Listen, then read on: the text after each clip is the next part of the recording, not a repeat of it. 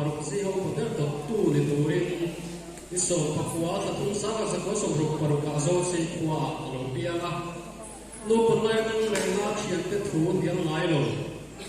ke ber khunga diak dai sil lo ba le mai dul po ro ko la ya diang do thi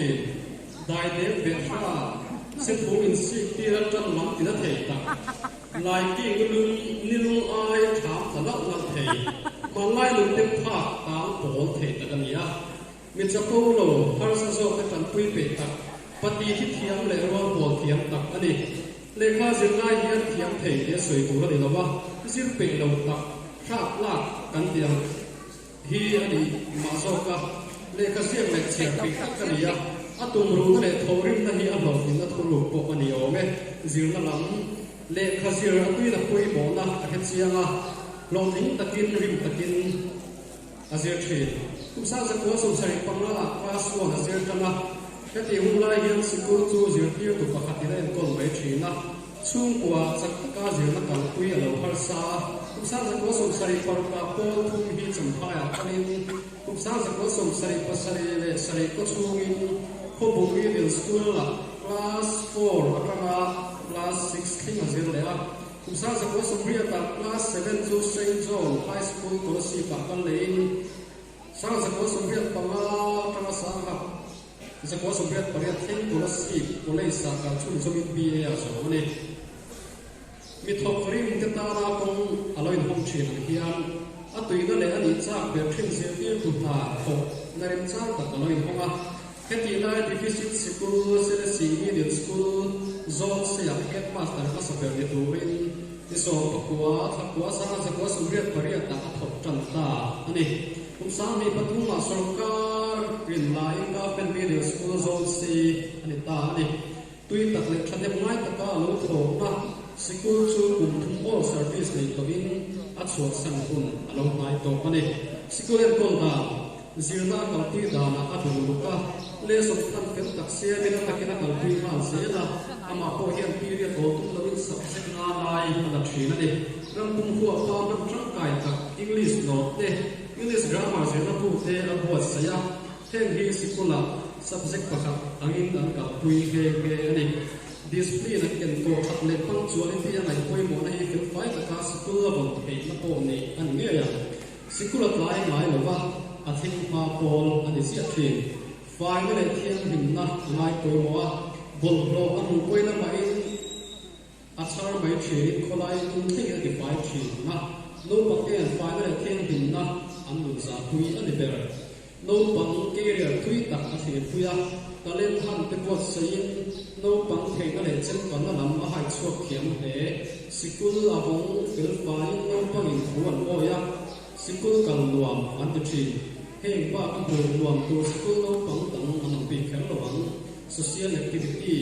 living ba le hoi sao tak ani ya NCO le ko te se thang thang ai thang sa ban soi me ai hian thoi tu le po si tu song pa sarin zet chen to in thoi tu hun choi loi na po pa lo to ani YM MHCP GNSA le thim ta la de advisor ni de uregi tu pu ra ho po sang sang te thoi tu ni na lo chen wa to ani sport lam po tu na mai na people are GNSA a thoi tu ni na lo chen to football pat te po alo hin to ko boot level officer pelo na thang khat lian chit lo ko in district kwa base pelo alo ni to ko ba den base register le in le chin sia na kun som tin chuang a thok to ko ni people are drama society din tu ni thoi tu sa ter ni ya kumeng mo za thoi tu ni sui ba lin he drama society ko thang hian ama zia skip le script chu PPK aizo record to ani AIR aizo station literary magazine huna tum ni lai tu lo hang to ko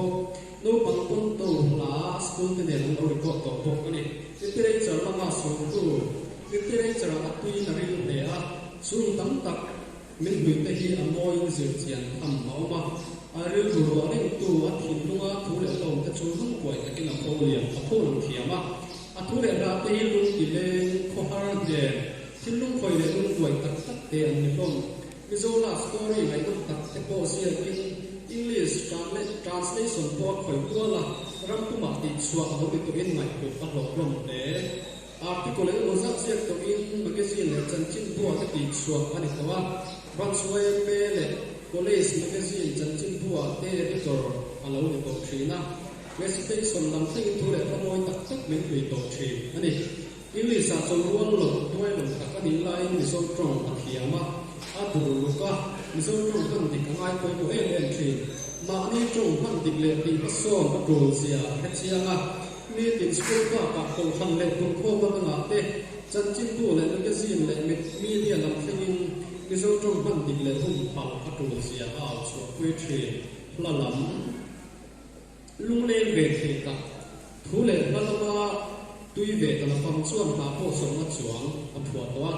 a ra te hi khoi zo ni lo tak ani hloma he na la variety tak tak te hian a thua hi ta kan isia te nang chiang te o me audio album alo siam to a ra te hi a hun la ya ni zo zai hian nar ber ber ten mo takin an lo sa to zo rang te chu ta ko ri tak tak te ni ve hloma ni a ra thu tuang thatak le thu ngoi tak tak te hian mi da thin duma ko in suang ko na rama ale tie tri mi zo khom tu mai long story what te chu ring ta ka chu to kho min ma ple moi takin na chia a thu na takin sia ma zo lu le zo pa lung kwai tak ka chul lo tu sak ro ring tu ta tak asiam the de hian a rin sia a tel lo me a thu le ra te hi tragedy lam ai comedy lam poi an zo ka sia na no be kha ka ha tam thap mai su ko tin da na rong bol na phur ta ka zil ti na pe a school en kong lai BF training in kum thum lai rong bol sana he ti lai en CRP mut reng mai chuan in kham ma ni nge republic ve lu la tuai na tak mai ke zo kan sa ni pe te lu la zai nam le te khap face kat dik te chuan a pe ta ta ya wa te te ko hi an en china a khoi ta ya wa a ba cha o mai tak chu hai ngày hôm thì phát triển đặc lâu biển số này của mình sao sản phẩm số của này phần lý à tiệm các tê ăn đầu tiền ta này tôi là hiện phần đầu tập trung này và khắc này phần nào thì hiện em còn cuối cùng tiêu phích tổ này rong bố nam lai cuối mùa cũng sáng đi số phần quạt mua lúc bà tan thành này à cũng sáng đi số phần quạt tập trung mà làm bao mong của mình do sẽ cầu bằng tuy tuy là presbytery không quỷ phá của này xuân anh em hiện ta anh em cô hắn bà ta này các các tiền rồi cô nó tập các đồng thể cái hi tập hiện toàn số này á thì cái hi các đồng bộ sang hiện diện sẽ thì làm xiên để ổn đấy lom mang lên rồi cô nó đồng tổ đấy rồi cô nó để lom mang lên cô sẽ đồng đồng tổ thì những district of phải nó chủ trang à cái cô liên sia cả đấy corruption in Mizoram thì thu phí mga high school level English article in sia ka te lo ma khat na adong to ka central welfare foi to choi moi na adong to best yellow champhai district award adong to kum sami so pakwa champhai district best ni cha ta than ni in champhai district ka he pian choi moi na dong thei saper ani Mizoram State Teacher Award 2023 Middle Section 2 ga so mama Sunday something pantia ai zo la tan ne Mizoram kuma middle school zirti to chapera tan than ne hi aploi na pro tak set ne har sana ruang pal kana ko tak le bum bang zo chua ka rim tak le tai mat ka phoka awat tak a ho so ya ro puya a tho rim na ra ka sing hi alo puyo tak set ne selesi sang sarin kun luat tu zo se ko chul chuak ta chung yan tak tak nge yang sang taka thok te hi hiam tak lo fu tok te ania